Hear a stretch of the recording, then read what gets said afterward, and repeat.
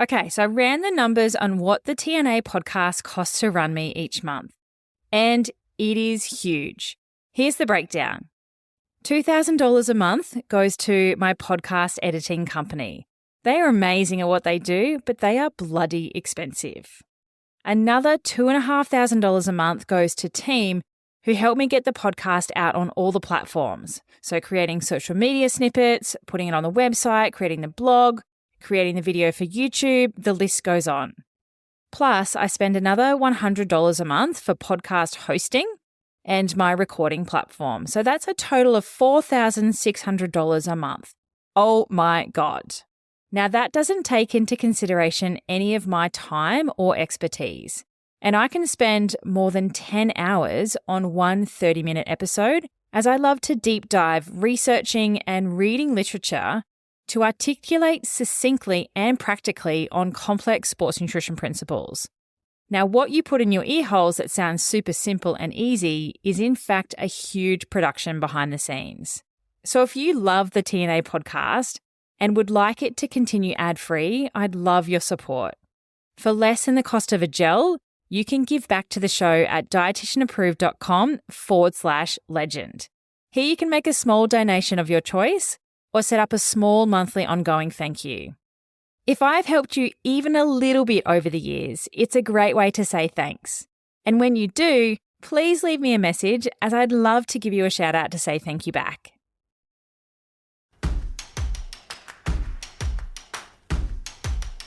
Welcome to the Triathlon Nutrition Academy podcast, the secret weapon in your ears for triathletes who want to get fitter, faster, stronger, and healthier with evidence-based nutrition.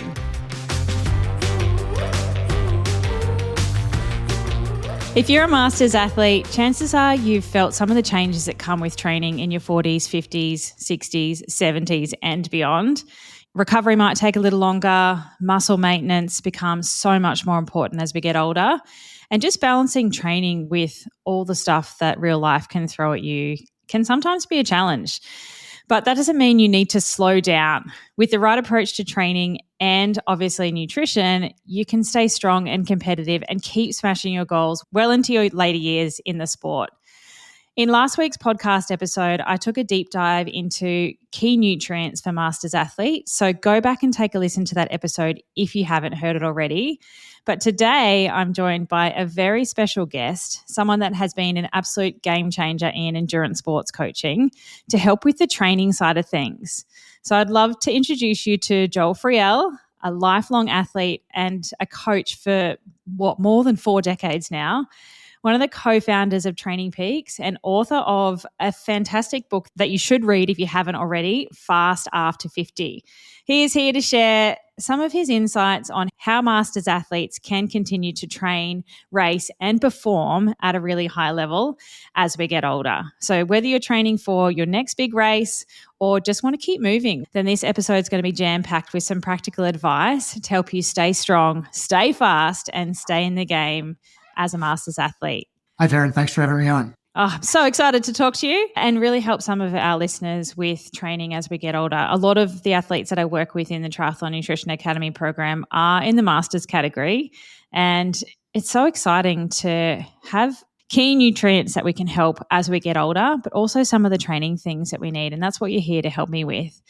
So I'm very excited to pick your brain, and if you're happy and you're comfy, let's dive straight in. The first thing that I want to understand is our physiology and how it changes as a masters athlete from a training's perspective. So how does training need to evolve as a triathlete as we move into our 40s, our 50s and beyond? Yeah, I'm in the beyond category, so I have some experience with all of this. The first thing that changes is really quite obvious, I think, to the athlete. They realize this every time they go out for an even moderately hard workout as they age up, is that they're breathing harder. Aerobic capacity is changing. That's why they're breathing harder. It drops something like 5 to 15% every decade. Wow. And that starts happening usually sometime around your mid-30s for some athletes, low 30s, some other athletes, high 30s. So VO2 max starts going down. It's roughly, if you look at that in terms of years, it's 0.5 point to 1.5 percentage points per year which is considerable. That really takes a big toll on the athlete's performance, probably more than anything else. That VO2 max capacity has been determined, I guess is the right word, to be the best marker of your fitness as you get older. And that's the one that's going to decline the most. It's going down for a lot of reasons. One of the biggest reasons is the max heart rate is dropping as you get older. For some athletes, that begins to happen in their 40s. For other athletes, they don't experience it until their 60s. But it's going to go down. It's definitely going to go down as you age up. And that's one of the things that really causes the VO2 max to drop, is that going down. At the same time as that's going down, because of many, many years in the sport, the athlete's building up pretty thick walls to their heart. And one chamber of the heart is critical here. It's called the left ventricle. The left ventricle is what pushes all the blood out to the body, to all the muscles. So what's happening is as that wall gets thicker, the chamber actually gets a little bit larger, but the walls are getting thicker, then it's getting larger. Consequently, there's less blood to be pumped per pump of the left ventricle. And so we kind of combine that with the max heart rate declining, and we've got a double whammy going on. And then there are all kinds of things downstream that are happening also as you get older. And most of these things have to do with inconsistent training. So if the athlete doesn't train as much as they did when they were younger, they're going to experience a lot more decline in VO2 max, because all these other downstream things are going to go south also. And as they go south, then the athlete is having significant, really measurable, remarkable changes in their VO2 max. So that's the biggest change. And occurring along with that is that's something you already mentioned, which is muscle. There is a change in power. The athlete's power begins to drop. That power affects not only cycling power, obviously, but also everything you do in the sport, running, swimming, anything else you may be doing in cross-training. That power declines. There's a very slight change in efficiency going on. This is the one good news for the aging athlete, is as you get older, your efficiency doesn't decline nearly as much as VO2 max does. VO2 max is dropping really rapidly. Efficiency is not moving down all that fast. It's actually staying fairly high. Efficiency means how much oxygen it takes the athlete to go a certain distance, how far at a certain pace. So if I have you run a certain pace for a kilometer, how much oxygen did you use? The more oxygen you use, the less efficient you are. The less oxygen you use, the more efficient you are. That's the one really good piece of good news, is it doesn't change as much as the other, probably because we're staying very active as we get older. We've got many years, perhaps decades in the sport. And because of that, our skills, which is really at the base, the foundation of efficiency, stay pretty good throughout life. They're going to lose, be lost somewhat, probably because of loss of muscle mass, but it's not going to go down as rapidly as the other changes of power, for example, or max heart rate or VO2 max. Greater risk of injury when you get older. We can talk about that later on as a separate item, because it's really important to the athlete. There's a loss of muscle mass, which has already been mentioned and talked about in terms of these other things. There's a loss of bone density as you get older. This starts probably in your 40s. The bones just begin to lose some of their hardness, if you will. And because of that, bones break easily. You crash your bike and you've broken a couple of bones, a couple of ribs or whatever, clavicle, scapula. Could be all kinds of problems that come from that. So there's lots of things going on. They're not pretty things, but there's a lot of them. And so you got to kind of be on top of all this stuff all the time. Yeah, it is a big list, and it makes me feel a little bit sad. Yeah. But there are things that we can do about it. So as we get older, like in all honesty, like I turned 40 this year and I'm having a massive midlife crisis. So I'm like, what can I do now? And I'm a dietitian, right? I eat well and I've eaten well for a long time. Like, what can I do now to set myself for a long and, healthy lifespan, not just a long lifespan, but health span that goes along with that. As we get older, how does our training need to change to combat those things? So intensity, volume, do we need to recover differently? What sort of things should we be doing differently compared to when we're younger? That's a very good question. I think at the heart of this entire issue is, for the aging athlete, is rest and recovery. That's really where the benefits can really show up for the athlete. When you're younger, I recall when I was in college a long, long time ago, I ran track And the coach would have us do the same workout every day. We used to call it intervals till you puke. It was just these one interval after another. There were always 400-meter intervals. Sounds fun. We were never told what our time should be. We were never told, how hard to run. Just run as fast as you can. He never even called out our times as we came across the finish line every time. But then we'd wind up doing 10, 15, 20, 25, 30 of these in a workout. And we'd do that 5 days a week. Today, I would have a hard time getting through one of those workouts, let alone one every day. But when you're young, you can do that. When you're young, you're 20-some years old, you can probably cobble together a couple of hard workouts back to back. And somehow you manage to recover from it. But as you get older, that doesn't happen anymore. Yeah, you can go out partying all night and get up and train and still do an all right session. That's exactly right. So rest and recovery really becomes the key thing for the older athlete. But unfortunately, many of the older athletes try to maintain their youthful way of training, which is to train too much, too hard. And so what I propose for athletes is train one of two ways. There's two ways to do this. They both work. The preferred one, physiologically, is not the preferred one in terms of the athlete's choice, I've found. It's called the 9-day training week. So instead of having a 7-day training week, the athlete has a 9-day training week.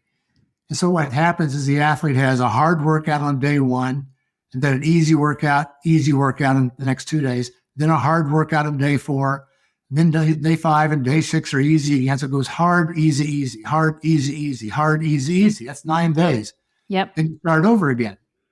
And at the end of those 9 days, then you add 3 more easy days on. So you wind up with about 5 easy days back to back at the very end. And then you start all over again with another 9-day week. That works really well. But the problem with it is it doesn't work for most people's lifestyles.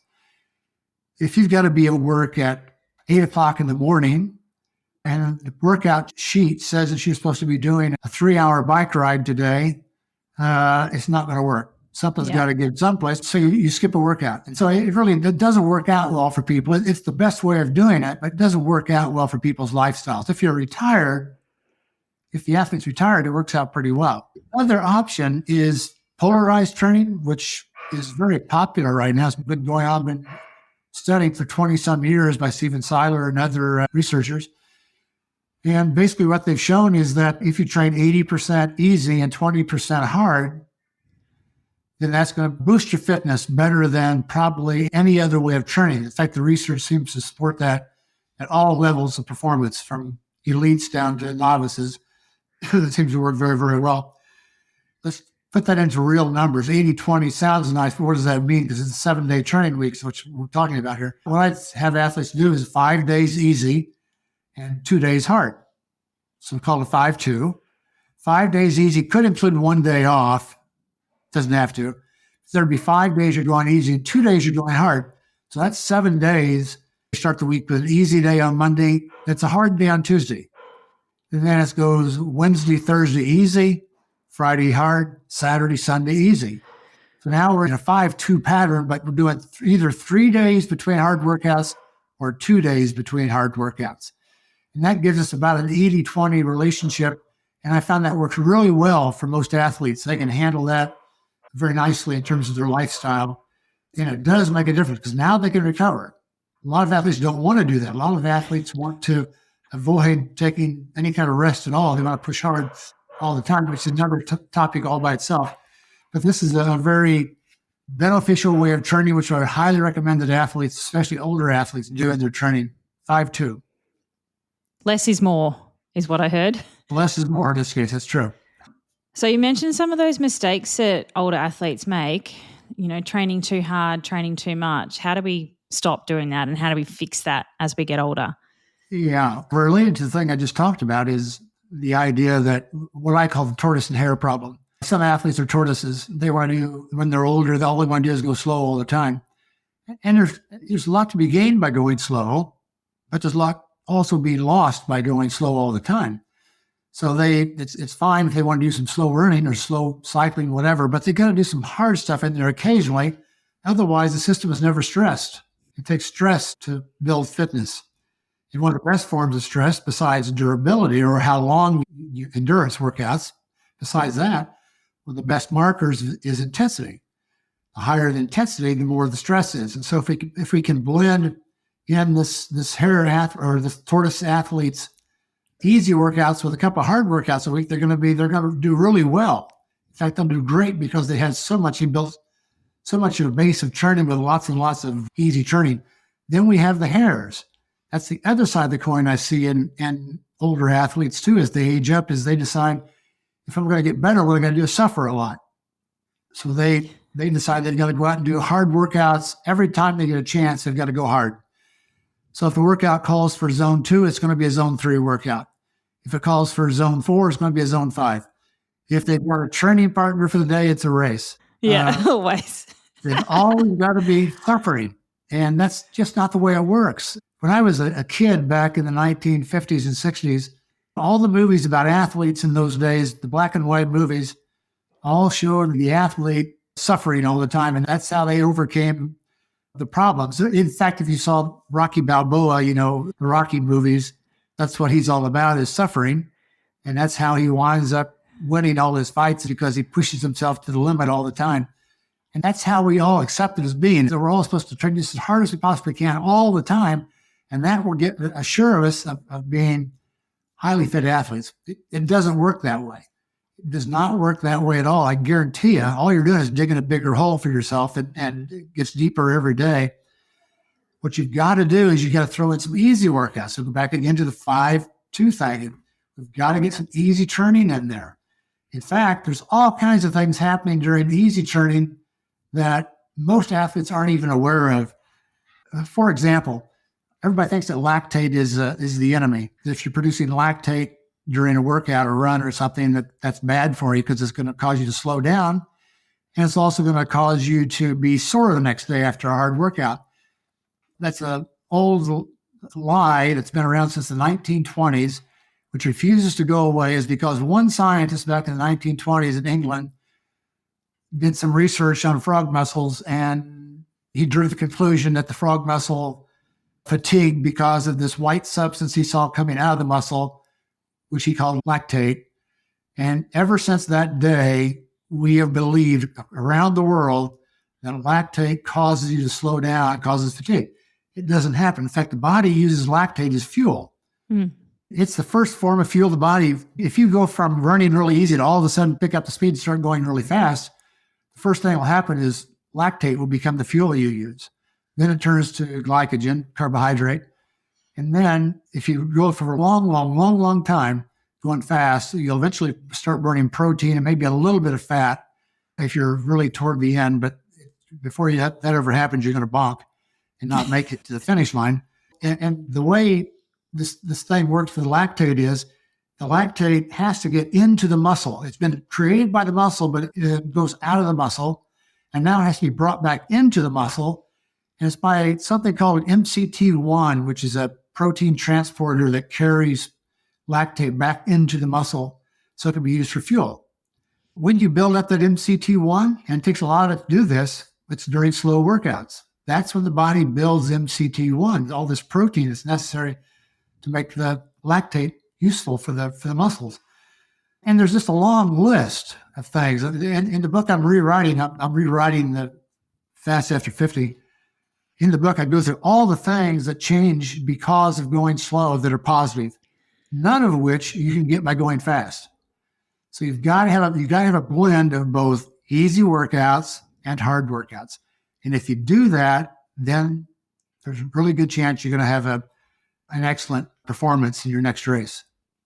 So if we're trying to balance the easy training, zone 2 stuff and some of the high intensity work, where does things like strength training and mobility fit into that picture in your 2 and 5 plan?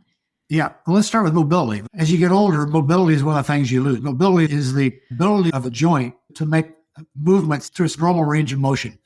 Like when you were young, you probably could scratch your back because your shoulder was quite mobile. As you get older, you find you can't scratch your back anymore. You can't reach down to your back as far because you've lost mobility in your shoulder, which for a swimmer is very important.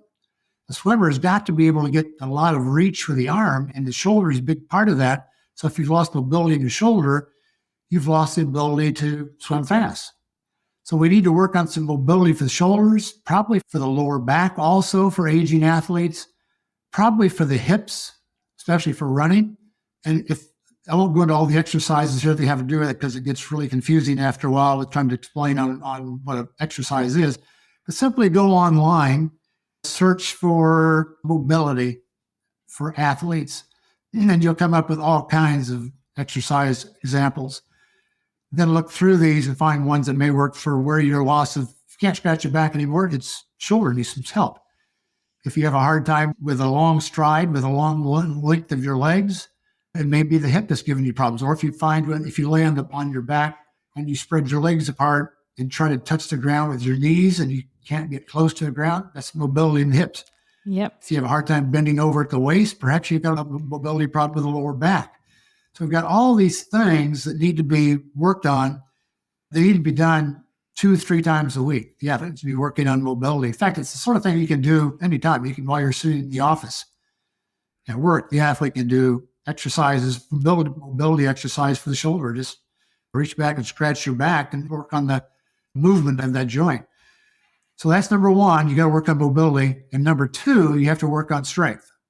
Strength is being lost as you get older, but it's being lost at a fairly slow rate at first. By the time you're in your 40s, you've lost a little bit of muscle already. You're probably not aware of it. It's less than 1% more than likely. By the time you're in your 50s, we may now be talking about 5%. It depends on what your lifestyle has been like. You get in your 60s, the numbers get bigger. So this loss of muscle mass is critical not only to health, but also to performance. You've got to maintain muscle mass. That means strength training. You've got to flex the muscles to the point that they are stressed. And that stress is going to cause them to develop, become stronger. It takes time. It doesn't happen overnight. You can't just all of a sudden have strong muscles with lots of muscle mass. In fact, we don't really want a lot of muscle mass. All we want is a lot of aerobic muscle mass. That's what we want. We're endurance athletes. So we don't need lots of gigantic bulging muscles. All we need to be able to do is maintain aerobic, slow twitch muscle fiber strength. So how do we do that? We lift weights. And lift weights is a double whammy. It not only improves strength, it also improves bone density, which is one of the things I mentioned a while ago that's being lost too. Yeah. So bone density is being changed by lifting weights. If you're a triathlete, obviously a runner, that's probably not an issue for your legs. But from the waist up, you've got a problem going on if you're in your 50s, 60s. You need to be lifting weights for the upper body also, just because it builds bone there also. Swimmers have that problem for their entire body. The legs, the upper body, they don't get any benefit at all from swimming for bone density. Same thing for runners or cyclists. They get no benefits for the legs. You'd think they would, but they don't. It takes an impact. The legs have to impact to build muscle or to build bone density. And so that's running, it's walking, and that's lifting weights. So those are things that really we need to be very focused on, I think, is mobility and strength. And how do we incorporate strength into our training program as a master's athlete? How often should we be doing it? Where should it be positioned in the week so we're not affecting our long runs because we're so tired and fatigued? How do we actually incorporate it into our program differently as we get older? Very good question. You know, I was talking strictly to an athlete who wasn't an endurance athlete, who didn't already have lots of swimming, biking, and running going on. I would say 3 times a week. But now we're talking about somebody who's already putting in a lot of time into the main events for the sport. So in that case, I would say, let's lift twice a week. If I say 3 times a week, what's going to happen is somebody's going to miss one every week. Because let's just start off the 2 and get that right. Yeah. So 2 times a week, lifting weights, and this can combine with mobility exercises also. Lifting weights twice a week. There's 2 ways of doing it as far as what day of the week do you do it. One is, and this is the least popular, is to do it the same day as a hard workout. Like you do a hard bike ride that day. After the hard bike ride, lift weights. That's not very popular. No, I wonder why. That's one of the best times of the day to do it, or one of the best times of the week to do it. Second best is the day after a hard workout. So if we're doing 2 hard days a week, the 5-2 thing I talked about a while ago, That means the day after each of those 2 hard days would be a weightlifting day, because this is going to be an easy day. Otherwise, it's an easy day, but we're doing a hard day now in the weight room. And then you're going to get at least 1 more day after that, easy, 5-2, possibly 2 more days, depending on where you are in the week, because there's going to be either 2 or 3 days after every hard workout. So now we get in, we blended in 2 hard workouts a week, along with the following days, 2 strength workouts. Most athletes think when they lift weights, what they're supposed to do is push themselves to the limit. Every time they go in the weight room for the entire year, they've got to push themselves to the limit. It's the same old thing we talked about a little while ago. You have to periodize strength, weightlifting, the same way you periodize swimming, biking, and running. You start the season off very early in the season. You start off by doing light weights and high repetitions. I call that the anatomical adaptation phase. You're kind of getting used to the movements, like you're doing squats. You're getting used to what a squat feels like so you can do it properly, or what an exercise may be. And that lasts typically 3 weeks or so. It depends on the athlete. So we're talking there about 6 workouts. And then we go to the next phase, which is max transition. So now we're going to start adding a little bit of weight onto the bar for the lifts we're doing. We're now going to be something like about 10 to 12 repetitions. Are we talking per set here, or that's the total amount? Set. 12 repetitions per set. Yeah, that's we're doing 2 to 3 sets, but we're not doing these to failure. We're doing these to 10 to 12 reps, knowing you could have done 1 or 2 more when you stop. So take it easy. Just do 10 to 12 reps, easy. Then that's and that lasts maybe another 3 weeks again. So there's 6 more sets or 6 more workouts that we're done. Then we go to the max strength phase. And this is the one that I'm always skeptical of in terms of who the athlete may be. If the athlete has been around weightlifting for a long time, it's not a problem. So now we're going to bump the weights up to something like about 4, 5, 6 repetitions per set for 2 sets. The weights are going to be heavy enough. We're not going to go to failure still. We're going to stop short of failure. But if the athlete has not been lifting weights for a long time, as in a couple of years, if they've not been doing this, we're going to leave out this phase. In fact, we'll probably leave it out for 2 years. We're just going to do the max transition phase I mentioned, which is like 10 to 12 reps. And then we're going to, what would follow that would be the strength maintenance phase. So now we're going to go into strength maintenance phase, which is really easy. So once a week, the athlete goes to the gym. So now we're in the late base period. So we're still in the early stages of the season. So now the athlete's working out in the weight room once per week, and all they're doing is 2 sets. 1 set is light. It's a warm-up. So it's 10, 12, 15 reps, every exercise you're working on. And after you recover from that warm-up, then you do a heavy set, around 5 repetitions again, 4, 5, 6 repetitions like we did before. And we get that done, then that's the end of that exercise. So you do the next exercise and do the same thing. So we're now backing off on loads, and we're also backing off on repetitions, and we're backing off on the number of the density, how many times per week we're doing this workout. We're only doing it once per week. That goes on until about 2 weeks before the race, a race, now the most important race of the season. And now the athlete stops doing weight training. We rest. That's all explained in the book. I'm interested to know why you think that we should do your hard strength training on the same day as a hard training day. What's a methodology behind that madness? That means you got 2 or 3 days to fully recover from everything that's going on that you stressed in that one day. Yep. It's not popular because usually we come back in from a hard run and we really don't feel like lifting weights at that point, especially max strength phase when you're doing lots of heavy weights. Yeah, there's some leg shaking going on there. Yeah, it could be kind of dangerous too if you're doing squats with tired legs. That should never be done before a run. Let's start there. Should never lift weights before a run. That's a ticket to an injury right there. If you can do any other exercise, any other sports that same day, you could do a swim before, you could do a bike before. You're better off being done after. You'd be better off lifting weights first thing that day. Yeah. But you could do the other workouts after, but never do a heavy weight workout before you do a run. That fatigues muscles and you're already very prone for injury as a runner. Let's not aggravate that and make it even worse. Do you have any insight into time of day that you do strength training as a masters athlete, male versus female? I don't think it really makes much difference. I think whatever works into the person's lifestyle is the best way to do it. What I found is that most athletes tend to like to do it in the morning, but that may not be the same for everybody. There's something about going to the gym when there's other people there, perhaps, and you feel more like lifting weights at that point. But it can be done any time of day, so long, again, as you don't do it before a run. That's the key point.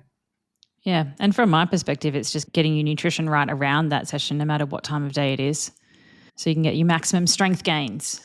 So as we get older and recovery takes longer or is harder, what can we do to maximize recovery for performance and I guess longevity in our sport as well?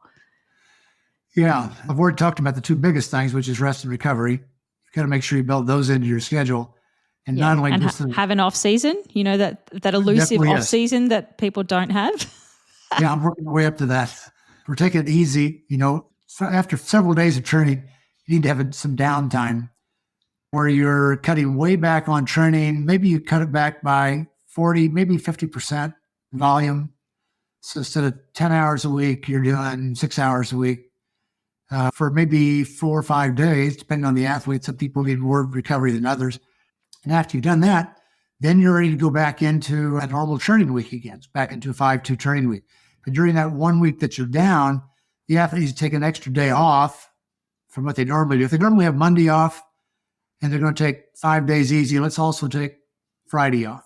So take Monday and Friday off. We'll do 3 easy workouts in the middle, Tuesday, Wednesday, Thursday, short, easy workouts, taking Friday off. We'll come back on the weekend. And now is a good time to test. There could be lots of different types of tests the athletes are doing. Their FTP test, for example, or whatever it may be. They're testing to see where they are, to see if they need to change heart rate zones, power zones, pace zones, all that kind of stuff may need updating. And then the following Monday, they go right back into their normal routine again, the 5-2 routine or the 9-day routine, whichever they're using. Then you mentioned a second ago the need for at the end of the season to have some downtime. That's critical to long-term performance. You've got to take time at the end of the season where you detrain. You have to lose fitness. And I know people hate to even think about that, but you have to lose fitness. There's no other way to do this. If you don't, it's only going to come back to haunt you. You must give up some of that fitness. So you take it really easy for, let's say, depending on what the athlete's training is like and what type of race they did. If they did an Ironman, maybe they're going to take 4 weeks off after a race. It's really, really easy for 4 weeks. Go out for an easy bike ride every second day. Otherwise, just take a day off. If it was a sprint distance race, maybe they're going to take a week to 10 days off after the last race of the season. So it kind of depends on what kind of race the athlete has done. But at that point, the athlete needs to cut back on training, recover, spend time with their family again for a change, and be prepared to get started again for the following season when it's appropriate time to do that. Too many athletes rush into that, get started too soon, and it screws everything up from that point forward. Then there's, really touched on nutrition yet. This is your big area is nutrition. And what should the athlete be doing as far as nutrition to recover? Well, I'm not going to get involved in that because that's not my area of expertise. I'm more on the training side. But when I read the research, what I read over and over and over on aging athletes is they don't get enough protein as they get older. I've been seeing that research going back late 1990s, early 2000s, up to the current time is a lot of research showing that older athletes probably need more protein than what they're getting, more protein than what is suggested. So, but I'll stop there and not get too deep into that because I get myself in trouble there. Yeah, some really good tips there. I find even just personally in my own training, if I have a week off for whatever reason, I am more motivated to come back and often outperform what I did in the last hard week of training because I have deloaded and have had that rest. So you really need to have the rest to then back up and go hard again. And a lot of triathletes don't do that. We have something in our mind that blocks us from doing that. We just think we've got to go hard and go home all the time. And if I had my time again, give me 20 years or so, I'd be back in the sport. But I wish I went slower more because I was just go hard or go home all the time. So Yeah. some good advice as we get older to slow down, take some rest. It's okay. Exactly. You'll be okay if you have some time off. Yes, rest is essential. We can measure stress, for example, with your listeners are probably familiar with HRV, heart rate variability, Yep. which is a pretty good indicator of what's going on as far as stress for the athlete. And stress can come from not only physical stuff, but also psychological stuff, mental stuff. We need to be watching that because it gives us some idea of how we're doing. Are we really recovering after these workouts? Or are we pushing ourselves too hard, too often? And so, checking HRV, for example, every morning when the athlete gets up, it's very easy to do. It only takes like a minute. There's all kinds of apps available online. And you can check this and have a pretty good idea of that day of how ready you are to train hard. And unfortunately, a lot of athletes don't do that. So they go to the end of the day just thinking that they've got to push themselves to their limits regardless of what they're feeling. They have a very high goal. So they stay focused on that goal and they don't give any thought to how's my body responding to training right now. Mm-hmm. And simply push the limits every day, which we have to get away from. Do you have a favorite tool that you like to check heart rate variability with? Yeah, the one I use is called HRV for training. So HRV and then the number 4 in the word training. Yep. You can go online and find that very easily. And the guy who does it, he's got a PhD in this stuff, and he has written research papers on the topic. He puts a lot of time and energy into making sure this thing works well. I would highly recommend that one. But there are others also that are very good. I think you need to have something along that same line. Yeah, I'll put a link for that. I'll go find it and put a link for that in the show notes if anyone wants to have a look at that. I noticed you're not wearing an Oura ring or Whoop band or anything like that, Joe. So I'm not, no. I wear a Garmin watch, which I find is usually wrong. Most of the time, it tells me how much time I slept last night is usually off by a couple of hours. Oh, wow. And, that's not very helpful, is it? Well, it's hard to say useless, but it's probably not a good word to use. It's not very good in terms of sleep, which makes me question the other things it tells me also. So I'm always very doubtful of wearable devices. Yeah. I think they can help you. They can tell you what's going on as far as trends, but you can't accept the numbers you see there as being gospel. What exactly is going on with your body. Yeah. And a lot of people find that when they do track that stuff and it tells them they've had a terrible night's sleep and they might wake up feeling all right, then they're more likely to get in their head around it and go, I'm going to train like crap now. And this is just this big vicious circle of too much data, too much information and not actually listening to your body, which can be a little bit counterintuitive for some people, just another layer of stress to worry about.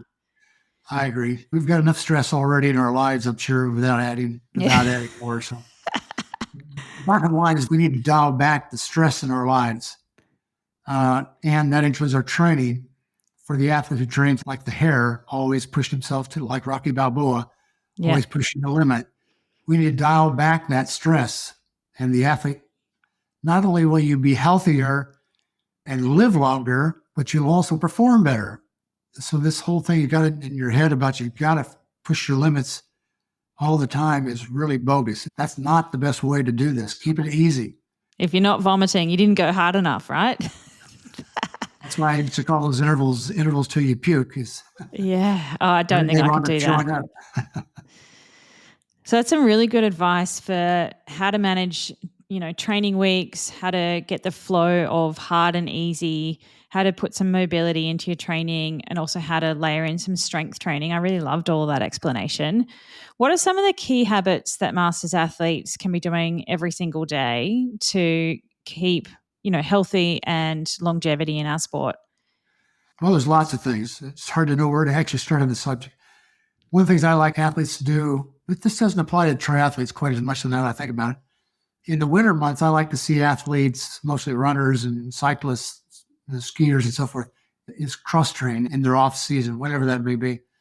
So take up another sport besides the one you're already doing. That'll give you a little bit of relief for the rest of the year, but spend a few weeks just doing two sports. If you're a runner, do some running, but also throw in some swimming, go to the pool. or ride your bike. Do something besides just run for several weeks, and then come back to your running later on, and you'll find out you're actually more eager to ride your bike, but you're also in better shape. You've built a lot of aerobic fitness by doing that.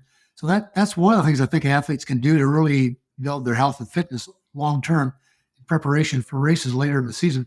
But again, triathletes don't have to worry so much about that because we've already got 3 sports. So you don't need to add more sports to that mix. Diet, again, come back to that. What I believe in is I like to eat what I consider to be a simple diet: fruits, vegetables, and animal products. If it comes in a plastic package, I don't buy it. And we buy things that we can put on the shelves and they'll last for a while.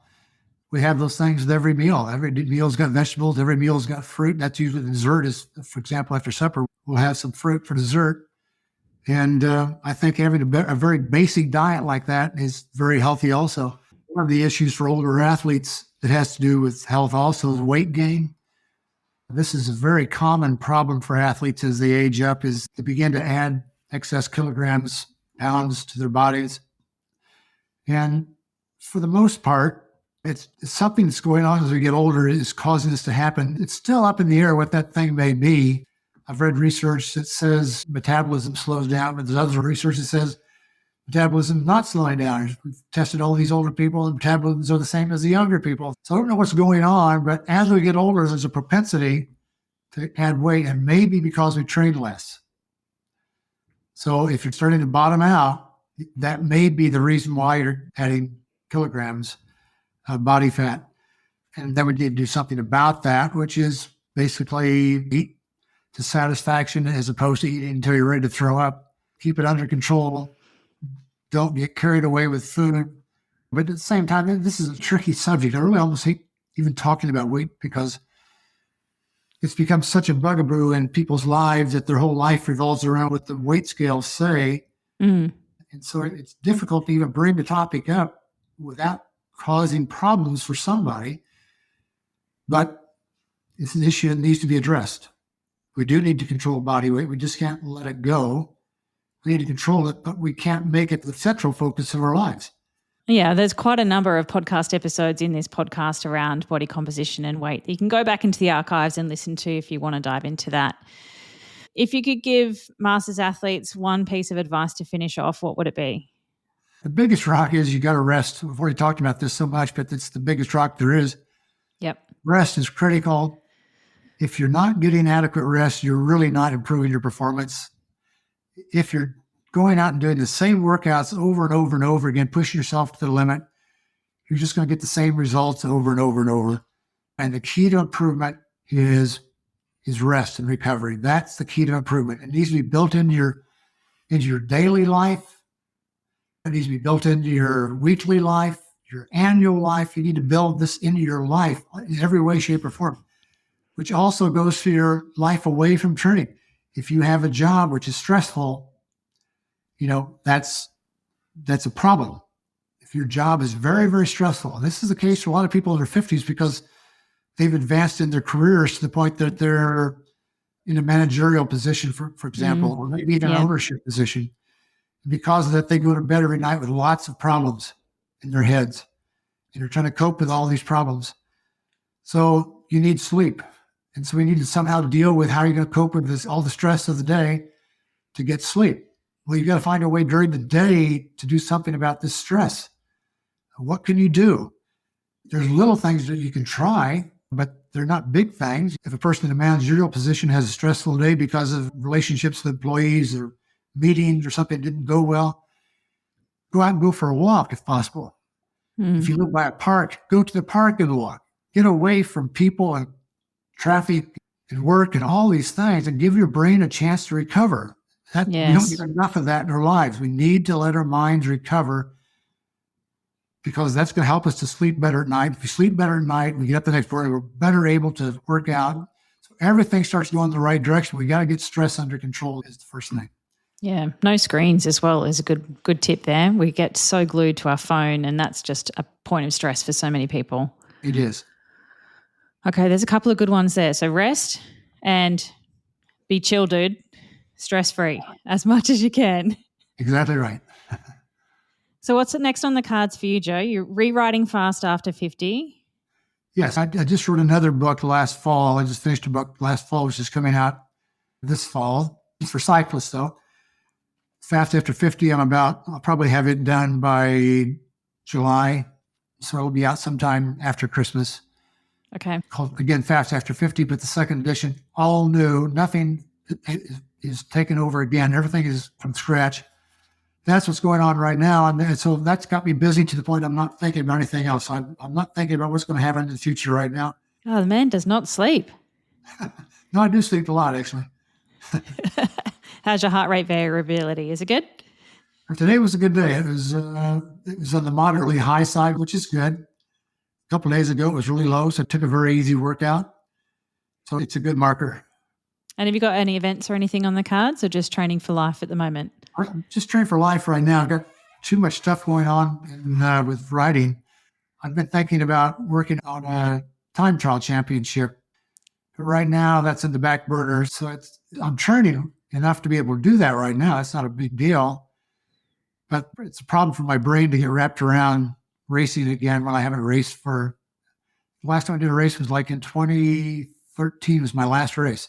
Yeah, wow. A long time. I've kind of had the itch to race again, but I've got so much going on. And that's the reason I have lost all these years, because I had so much in my life. So now hopefully I'll get a little chance. I won't be traveling quite as much and won't be riding as much, I hope. So maybe I'll get back into racing again. Okay. Are you ever going to retire? Well, I don't like the word retire. No, I can tell. It doesn't sound like fun.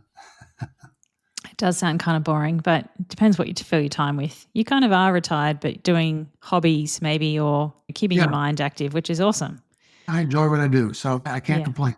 I would be exactly the same. I can't imagine a time where I wouldn't be doing similar things to what I'm doing now. Yeah. Oh, thank you so much for joining me on the podcast today, Joe, and just sharing all that wisdom. You've got so much knowledge in your brain there, and I'm very excited to read the new version of Fast Over 50. But if you can't wait, definitely recommend giving this a read. There's still lots of gold nuggets in there, and then refresh and upskill with the new version when it comes out at the end of the year. Very good. Hope to talk to you again sometime, Taryn. Thanks, Joe.